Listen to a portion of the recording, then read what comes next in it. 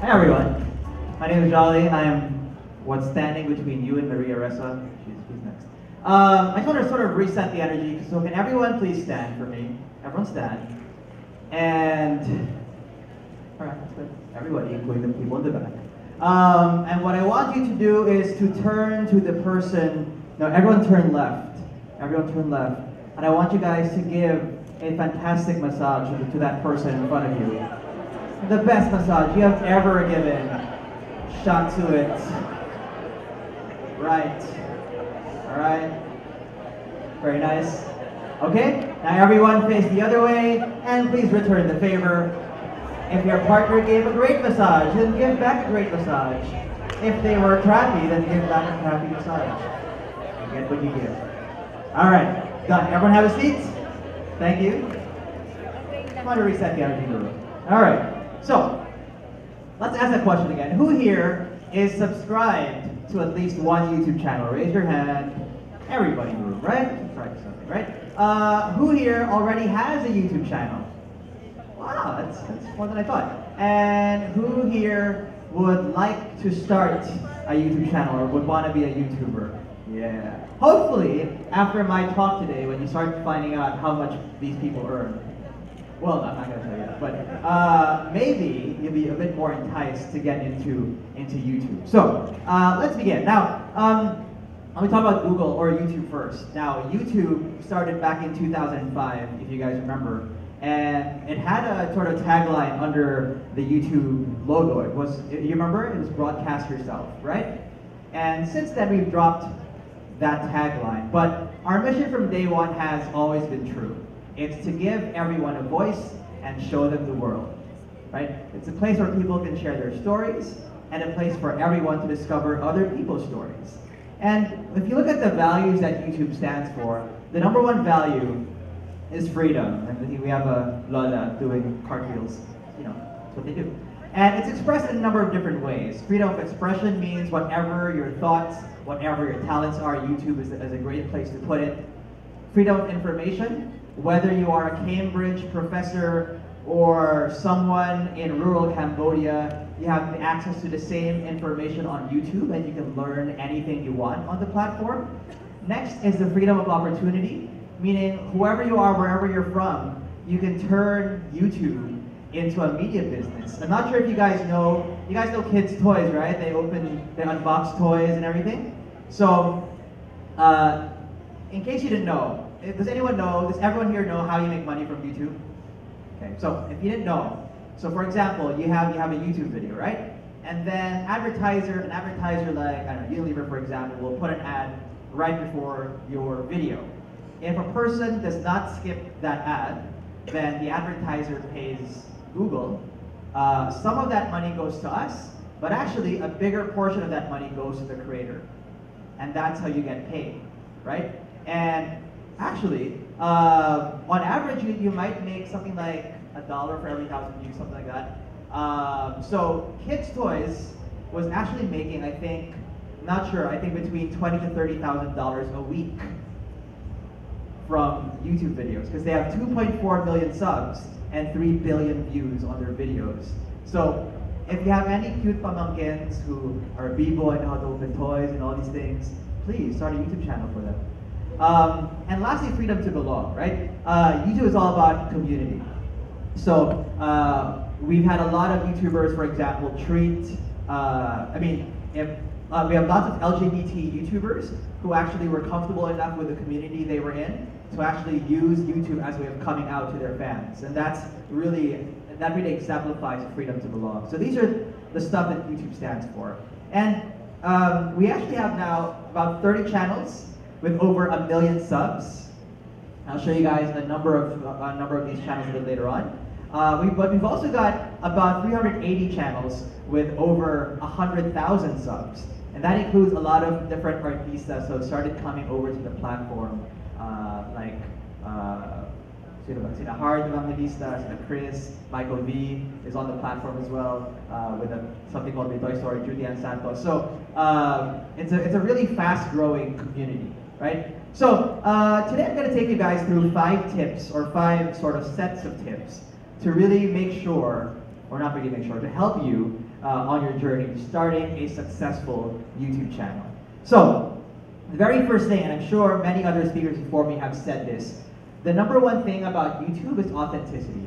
You know, people come to Facebook or Instagram for inspiration because, you know, these platforms celebrate perfection and polish, but YouTube is all about authenticity, right? You can be your most jolok self on YouTube, and people will love that. And you see Alice Gonzaga, Lloyd Cadena, all have huge followings on the platform. But even Heart Evangelista was like a very sort of konyo, has a very sort of konyo, maarte image. But you can see from her channel that that arte isn't put on. That's really just who she is, and that becomes very endearing. And so she's gotten over 300,000 subs, and she just started her vlog in September.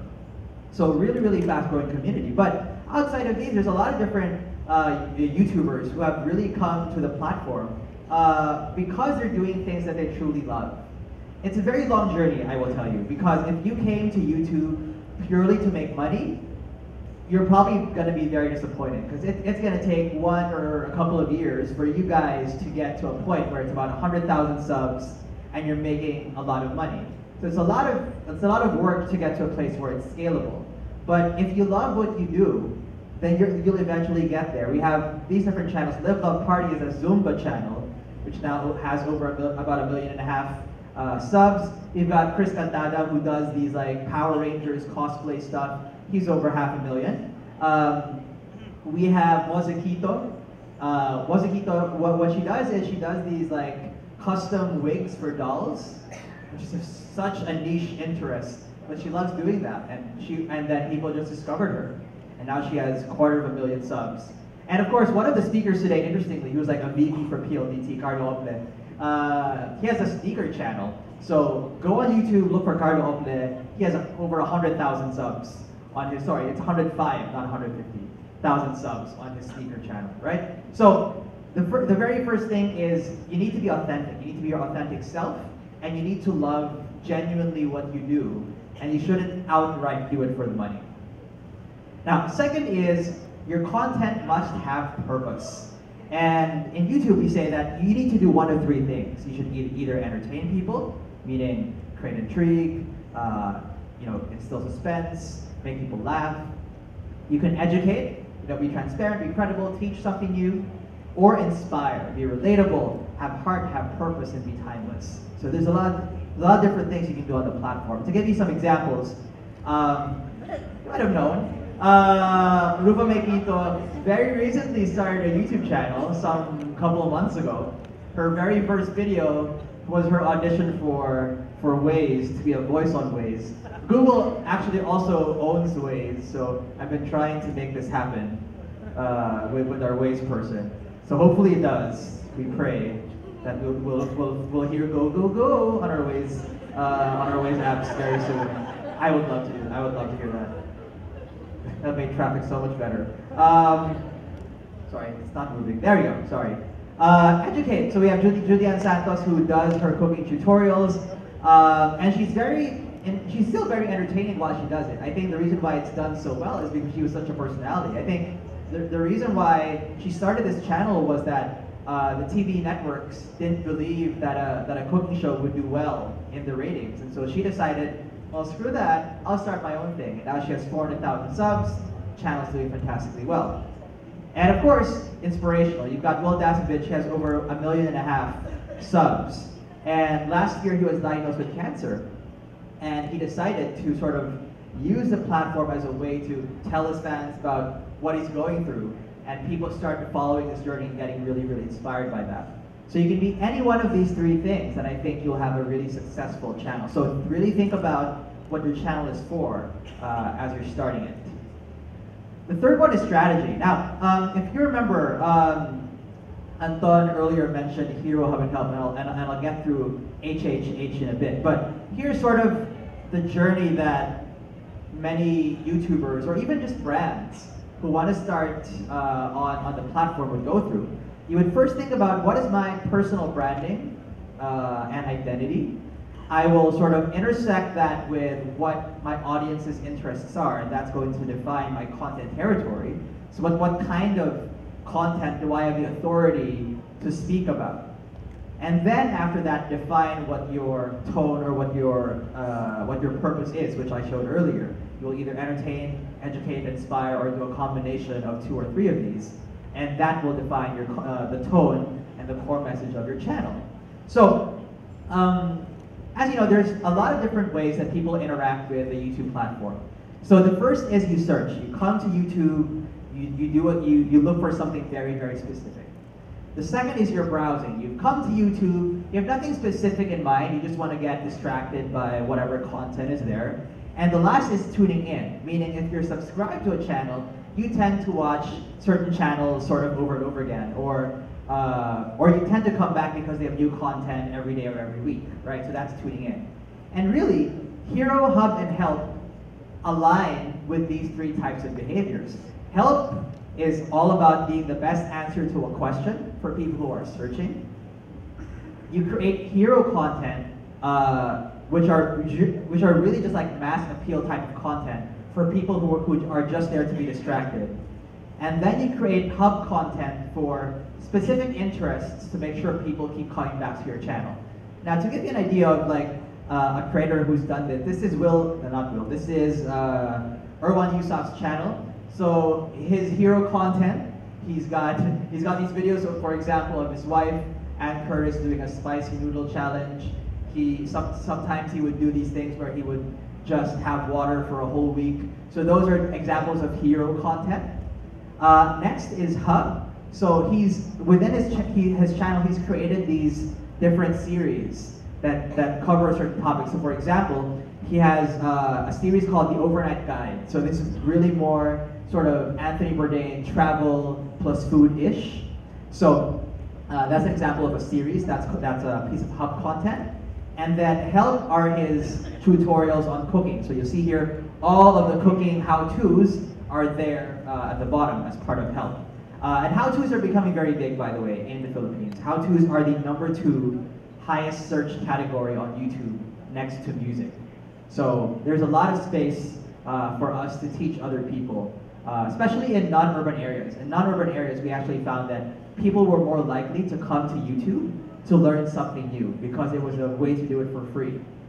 We've had moms who have like a fishbowl business and then went to YouTube, learned how to make fishbowl sauce, and now that same mom, because her business is doing really well, is now looking at Italian recipes because she wants to start an Italian restaurant. So these are like just some really great stories you've seen about how people use the platform. Next is branding. Now branding is a lot of different things, and I'll go through these. The first is your channel trailer. People don't think too much about this, but the very first thing they see when they log onto your channel needs to speak about what the channel is about, first of all. So here's an example from Michael Josh, who started Gadget Match, I think 3 or 4 years ago. He doesn't look like this anymore, he's a little bit more cleaned up, but here's his channel trailer from when he started Gadget Match. Hey everyone, are you looking to buy a new device, maybe a new smartphone, tablet, or laptop? Hi, I'm Michael Josh, and welcome to Gadget Match. Technology is supposed to make life better, but finding the right device to match your lifestyle isn't always as easy as 1, 2, 3. That's what I'm here for. On Gadget Match, our goal is to explain technology in simple terms. We'll feature the best gadgets in the market today, unbox them in our labs, and review them by putting them through the paces in the real world. And once you've found your gadget match, we'll give you lots of tips so that you can make the most out of your new device. We post new videos every Wednesday and Saturday, plus extras every time we have something special to talk about. So don't miss a beat. Subscribe, subscribe. Subscribing is what it's all about. I'm Michael Josh, signing out. Right. So the elements of a good trailer, you talk about what the channel is about, you tell them the frequency with which you'll update your content, and of course you remind them to subscribe to your channel. That's a good channel trailer. Now, once you've sort of established your channel a bit more, you can be a little bit here like Juday for Julianne's Kitchen. This is her teaser for her upcoming season of Julianne's Kitchen. Thank you, baby.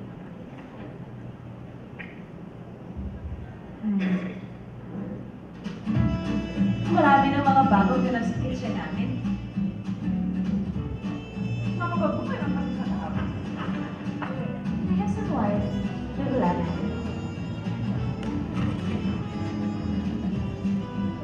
You don't know? I have a black!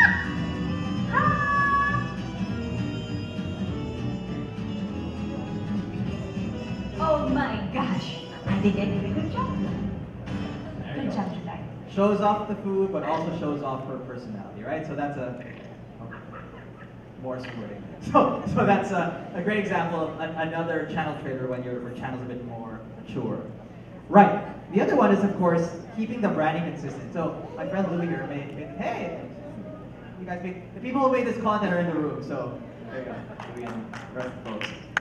What I love about so my friends Chico and Gino have a channel called The Versus Show, and what I love about it is that one of the things that makes a channel memorable is having like a standard opening. So what I'm going to do is here are 4 different videos from their channel, and I'm going to play them all at once, and you'll see just how consistent everything is. So audio, hope you're ready. Here we go. Welcome to Versus!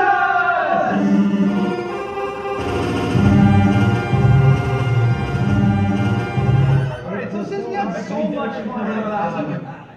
As you'll see, it's a standard opening, right? So they have the exact same greeting, you have your OBB happening, and that really sort of creates a real personality and branding for your channel. So I think that's something that this team has done really well, so congratulations, guys. Next are thumbnails. So thumbnails are actually really, really important because it gives your channel a visual identity when people come to it. So here's an example from Michelle Fan.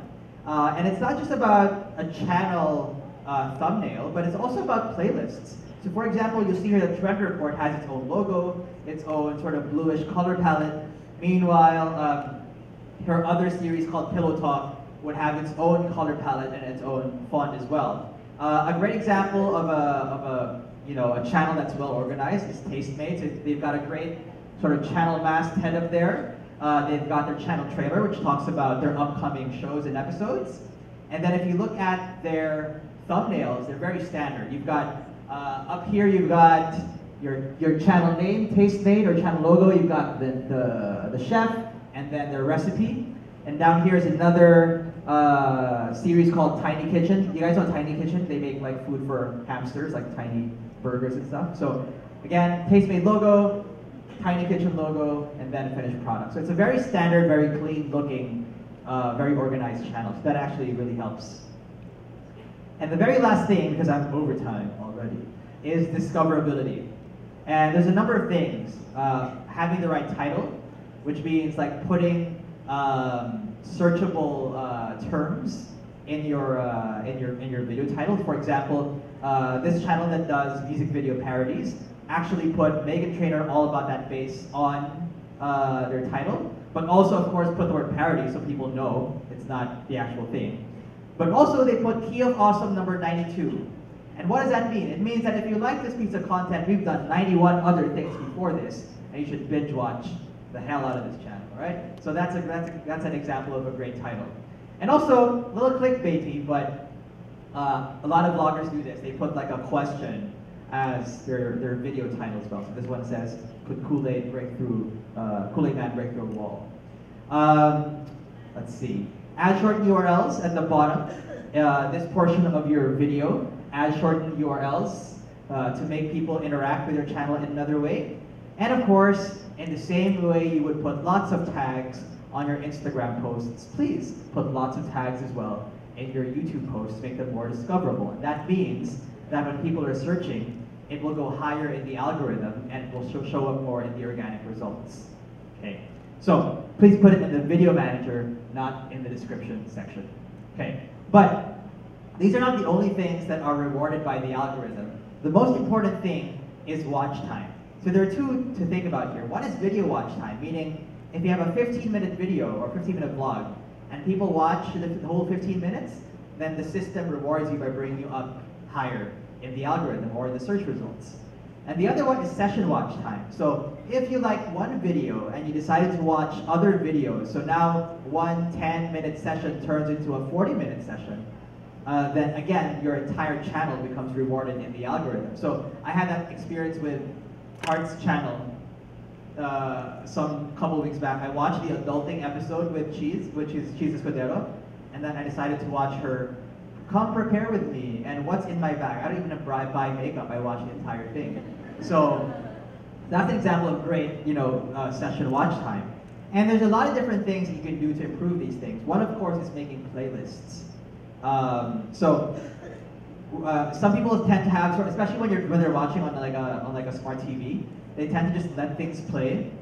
And so when you create things on a playlist, it creates sort of a binging habit.